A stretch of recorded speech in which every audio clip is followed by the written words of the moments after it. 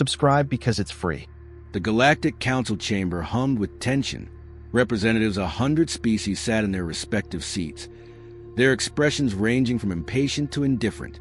At the center of the Grand Assembly, the human delegation stood motionless, their faces unreadable. Ambassador Elias Voss, humanity's representative, let the silence stretch, watching the assembled leaders as they whispered among themselves. The council had made its stance clear. Humanity was expected to capitulate. Chancellor Orvass of the Vrax Dominion leaned forward, his elongated mandibles clicking together in amusement. Ambassador Voss, your persistence is admirable, but the council's decision is final. Humanity must comply with the non-expansion treaty, effective immediately. Voss remained silent. He had heard this argument before, wrapped in different words, spoken by different species. The treaty was a sham, a means to shackle humanity's growth while allowing the older empires to continue unchecked. The Council framed it as a necessity for galactic stability, but in truth, it was fear. Fear of what humanity could become. You misunderstand, Voss said finally, his voice level. We are not here to negotiate the terms of our surrender. We are here to inform you that the talks are over. A murmur rippled through the chamber. The Zalari diplomat, a creature of crystalline form, leaned forward. That is not your decision to make, Ambassador. The council has spoken. Voss exhaled, glancing at his aides. They knew what was coming. He turned back to the council. Then let me make this clear. Humanity no longer recognizes the authority of this council. We are withdrawing from this farce. The chamber erupted into chaos. Voices overlapped. Accusations were hurled. Threats disguised as diplomacy filled the air. Voss remained still. The council had relied on arrogance for too long, believing humans would endlessly debate and compromise. They had mistaken humanity's patience for weakness. Orvass snarled, "If humanity secedes, the consequences will be severe. Do not delude yourself into believing you can stand against the will of the galaxy." Voss didn't blink. "That's where you're wrong. You've mistaken our willingness to talk as an inability to act. The time for words is over." The Council security forces tensed, waiting for an order to detain the delegation. Voss ignored them and activated his communicator with a single press. Initiate withdrawal. Full-scale mobilization, effective immediately. Across the galaxy, the command rippled through human colonies, military fleets, and diplomatic outposts. Embassies shut down. Trade routes were severed. Human fleets, previously stationed near Council territories as a gesture of goodwill, began their slow but deliberate retreat. At first, the Council scoffed. They saw humanity as an overconfident upstart, believing it could defy the will of civilizations that had existed for millennia. They underestimated what it meant for humanity to walk away. The cracks started appearing within weeks. Supply chains, once dependent on human engineering and logistics, faltered. Entire trade networks, reliant on human-developed infrastructure, slowed to a crawl. The Council still believed it was a temporary tantrum, until the first system fell into complete disarray. The Zalari homeworld, a beacon of economic power, suffered the first major disruption. Their orbital stations, constructed with human expertise, malfunctioned without human specialists to maintain them. A cascading failure in their atmospheric stabilizers left their planet shrouded in deadly storms. Then came the collapse of the diplomatic network. Human mediators, once considered an unnecessary redundancy, had been the glue holding multiple uneasy alliances together. Without them, old rivalries reignited. Skirmishes broke out on the borders of the Jeric clans and the Zervathian Empire. Species had signed peace treaties only because humans had brokered them. Within a month, over a dozen council worlds were on the brink of collapse. What had once been dismissed as humanity's exaggerated importance was now undeniable. And still, the council refused to acknowledge its mistake. Instead, it sent threats. Orvass made a grand speech, declaring that humanity's actions were reckless, that the council would not tolerate such defiance. The message reached Earth. Humanity responded not with words, but with silence. And silence was the one thing the council could not afford. The first fleet to cross into human space belonged to the Vrax Dominion. A show of force, they called it. 20 heavily armed warships, bristling with weapons, entered the former neutral zone, broadcasting a single message: submit or be destroyed. They expected fear. They expected desperate negotiations. What they got was nothing. No response. No retreat. No pleas. Then, without warning, their lead dreadnought, Imperator's Claw, went silent. No explosion, no energy spike, just an abrupt and total shutdown. The fleet hesitated, scanning for threats. That hesitation lasted 3 seconds too long. From the darkness of space, humanity answered. A single human warship decloaked, a sleek, angular predator, SCS Revenant. The Vrax ship scrambled into combat formation, but it was already too late. The Revenant fired once, a pinpoint kinetic round, traveling at a fraction of light speed, pierced straight to the second-largest Vrax cruiser. No shields, no evasive maneuvers, just instant destruction. The ship split apart, its reactors detonating in a blinding flash. Panic set in. The Vrax, who had always relied on brute force, had never faced an enemy that could simply erase them from existence with a single shot. Their admirals barked orders. The fleet opened fire, unleashing a storm of plasma and railgun fire. The Revenant moved. It didn't just evade. It disappeared between flickers of light, shifting position in ways no ship should be able to. Each time it reappeared, another Vrax ship died. One by one, they fell, their armor worthless, their technology decade behind what humanity had kept hidden. 7 minutes later, the last Vrax ship fled, its captain screaming across open channels for reinforcements. No one responded. Humanity wasn't playing by the Council's rules anymore. Word spread fast. Other Council species, once eager to join the show of force, hesitated. Humanity had never revealed its full military capabilities, always posturing as the reasonable, pragmatic diplomats.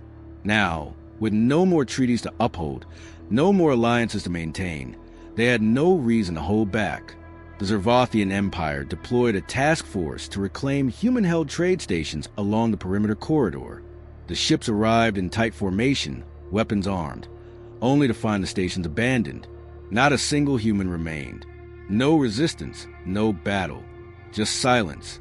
Then the stations exploded. Each detonation was surgical, timed to collapse the hyperlane routes. In a single stroke, humanity severed a critical artery of the Council's economy. The Zervathian fleet, stranded and unable to resupply, was forced to retreat before they starved in the void. And then came the disappearances. Council intelligence centers reported an anomaly. Key figures, high-ranking officials, military strategists, vanishing without a trace. No ransom demands, no transmissions, no trails. One day they were making speeches condemning humanity. The next day, they were simply gone. The Council tried to deny it. Coincidence, they called it. Unrelated incidents.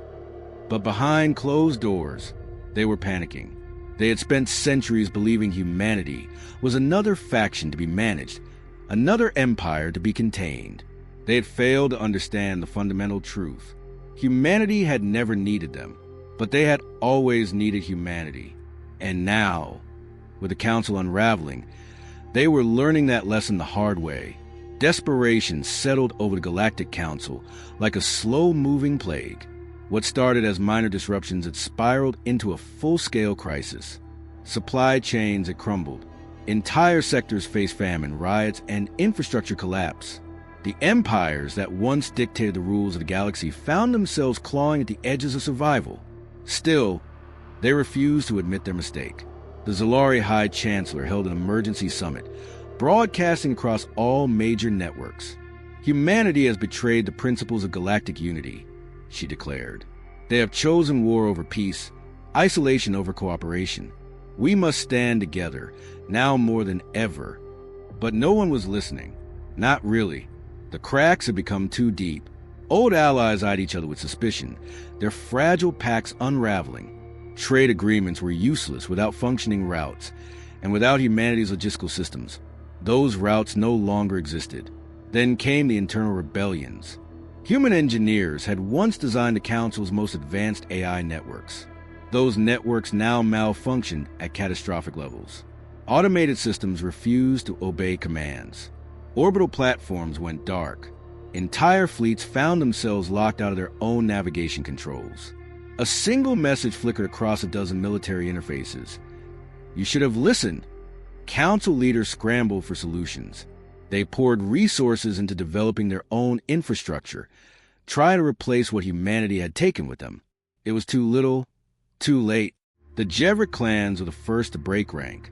Their warlords, once loyal to the Council, declared their independence. Without human mediators, the treaties binding them to the greater galactic order had no weight. They seized neighboring colonies, carving out new territories with brutal efficiency. The Zervathian Empire followed next, but for different reasons. Their leaders weren't just abandoning the Council. They were fleeing. Reports surfaced that high-ranking Zervathian officials had disappeared into human space, seeking asylum. Some claimed they had been offered protection. Others whispered that humanity had made them an offer they couldn't refuse. The Council's response was swift. They mobilized what remained of their fractured fleets, sending them toward human space in a last-ditch effort to force compliance. If humanity wouldn't return willingly, they would be made to kneel. It was a suicide mission.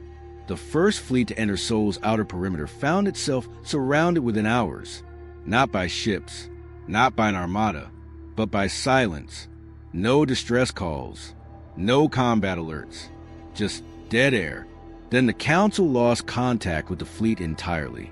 Not destroyed, not captured, simply gone. The next fleet hesitated. They approached cautiously, broadcasting messages of peace, of reconciliation. We can still negotiate, their admiral pleaded. We can fix this. The only response came in the form of a transmission, a simple video. It showed the Council's own fleets, their ships docked, their crews unharmed, but now under human control. Humanity hadn't obliterated them. They had simply taken everything. Their ships, their officers, their technology. The message was clear. It was never a war. It was a reckoning. The Council had spent centuries dictating the fates of lesser species, believing themselves untouchable. They had thought of humanity as just another upstart race to be controlled. Now, for the first time in history, the Council itself was the one being dismantled, and humanity didn't even need to fire a single shot to do it. The Galactic Council was dead, not by conquest, not by some great final battle, but by something far worse, irrelevance. What little remained of their once unshakable rule was now scattered, fractured into remnants of dying alliances and powerless bureaucracies. The empires that once sat at the head of galactic civilization were leaderless, their economies in ruins, their fleets either missing or turned against them. Humanity had not taken the throne. They hadn't installed themselves as rulers. They had simply walked away and let the Council collapse under the weight of its own arrogance. And yet, the galaxy had not burned. Without the Council's interference, new powers rose from the chaos.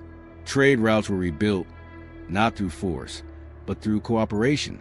Planets long ignored under the Council's rule began to flourish, freed from the constant meddling of an empire that had dictated their fate from afar.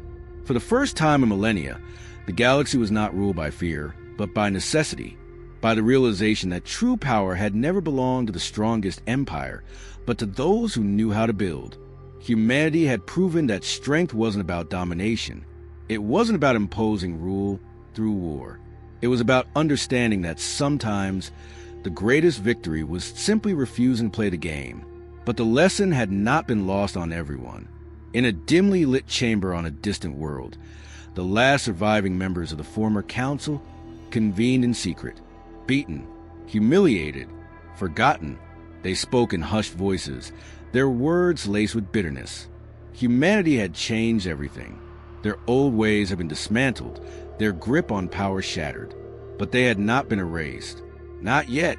And as long as they lived, they would never forget. One by one, they made a vow. One day, the Council, or something like it, would rise again. But this time, they would not make the mistake of underestimating humanity. Never again.